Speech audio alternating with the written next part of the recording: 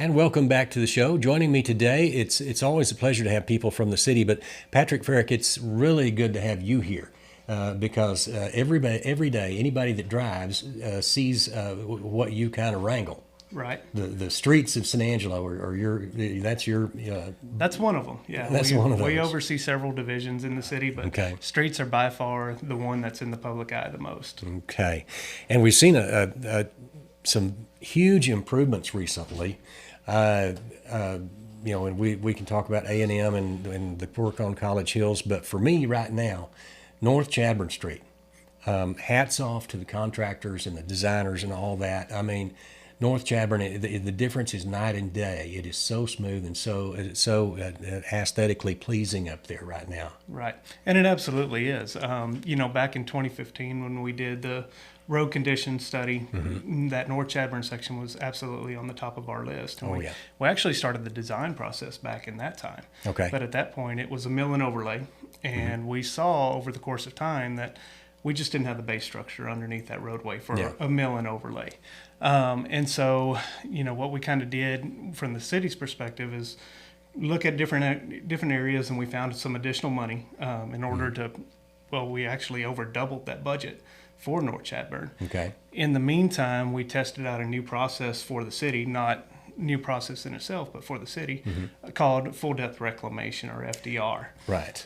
We proved it out on Rio Concho Drive, loved the results of it, and we said that's the perfect product for North Chadbourn. Okay. We get a solid base structure with the amount of traffic that goes down that roadway.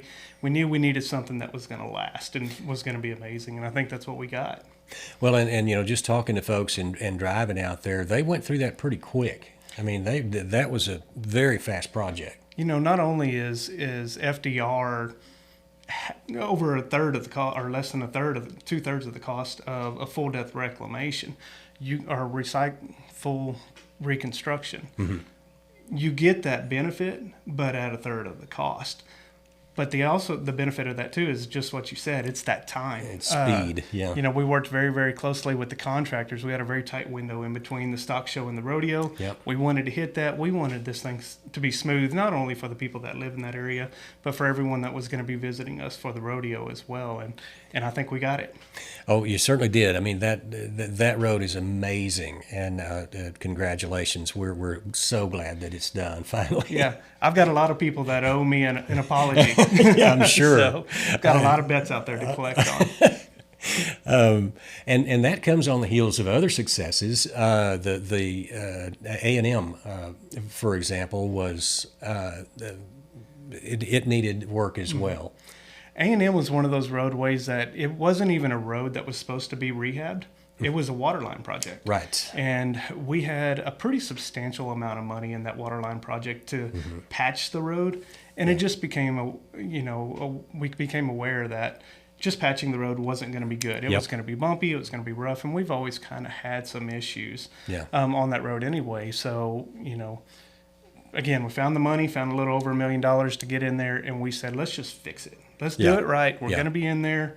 Let's just knock it out. And so we did it, did a mill and overlay on that road. And like you said, I think that was a good call from our perspective. Well, it's actually a pleasure to drive down that road now. And, the Avenue N, north end, I guess, of College Hills is the same way. I mean, it's very smooth, looks very good. Well, you're hitting on a lot of things that I hope people are understanding, that we get a lot of flack back from the construction process and how hard it is and how people have to go around and everything. But what I hope people are also grasping now that they're seeing these projects is it's really awesome when we're done. Yeah. It's a short headache, and it is a headache, and we know that, and we do our best to make sure that, we facilitate traffic flow as best we can so it's minimal to everybody. But it's part of the process. There is a headache involved in it. But hopefully they're looking at those roads like you're talking about and say, wow, this is amazing. I can handle this for just a little bit if I have an awesome road to drive on every day from now on. Well, and one of the things, Patrick, and I know that San Angelo's growing. We're not a small city anymore. Right. And the thing about it occurred to me that when I was younger, I first drove to Dallas and drove in the Metroplex. I was shocked that there was road construction, and I had to drive around it because there wasn't any in San Angelo. Right. In the, the 80s and 90s, it would be one project here, one project there. Right. Well, it looks to me like now we're a large enough city where there's going to be ongoing construction somewhere all the time. Well, some people may not want to hear it, but that's absolutely what I hope for. I think that's the only way to get our road system improved is to have a project going on at one time. In fact, like right now, we have 5 of them going on at the same time. And a lot of people say, why are you doing that? Yeah. So we can get it done. Every one of those projects are in different phases of their construction life. And there's no sense of me waiting to finish one to start another one. I'd be 3 years out from starting North Chadbourn. I'm done. Right. So why would I wait? Let's just get it in there, get it done, and get these people a good road to drive on as fast as we can. Well, I like that approach. I really think that's what we need right now, and there's always a difference. Right now the loop, Main Street is blocked off because there's damage there, but that's not a city street. It's not. A lot of people don't understand that there are a lot of roadways in San Angelo that are TxDOT maintained. And the Bryant, Sherwood Way, Knickerbocker, the Loop. Yep. There's a list of them that those are all TxDOT roadways. It takes none of our city money to take care of those. They handle all of those. So we cooperate with them and we give feedback back and forth to each other. So we've actually gotten a really good relationship in the last couple of years with TxDOT, much better than it was prior to this. So we've been able to work pretty closely with one another on those projects. Yeah, and they have their own challenges as well because of all the growth in, I know talking to Drew Darby, all of the growth on the I-35 corridor, and the state dollars are all sucked in where the traffic is. Right. And that's why you have the I-14 and I-27, the interstate projects, to relieve some of that. But what happens is West Texas gets left out of the funding for TxDOT roadways. And we've seen that in the past. We'd apply for different grant dollars here and there, and what you saw is all of that money went to that I-35 corridor. Yeah. We're seeing a change in that though, and I think you most recently saw it when we were awarded the TASA grant by TxDOT for an 18-mile or 11-mile sidewalk and connectivity loop all the way around town. Yeah. That's a project that your Austins, your San Antonio's, your Dallases, your Fort Worths, your Houstons, that's those kind of projects, not a San Angelo project. So to have the opportunity to provide something here, I think is amazing, and it's a testament to just what San Angelo is becoming as we do grow. We are progressing, we're growing, and sometimes that's hard for some folks. Right. So we just have to keep telling folks that we're doing the best we can, and we're struggling, but it needs to be done. And it is inevitable. I mean, you look at our university and how it's been blowing up. Yep. We have several street projects that are coming up that are Avenue N and Johnson Street right there through the university. So we're looking at those roadways and looking at the traffic patterns on that when we redo that and saying, is there a better way? Is there something different, a configuration that we can set up on that road to make traffic patterns better? So it's not just fixing the road. Right. We're hoping to improve that travel experience all the way around while we're doing these projects. Hopefully in our lifetime, you only get to do it once. And so we want to make the most of that. Yeah, redesigning for today's traffic, tomorrow's traffic. That's correct.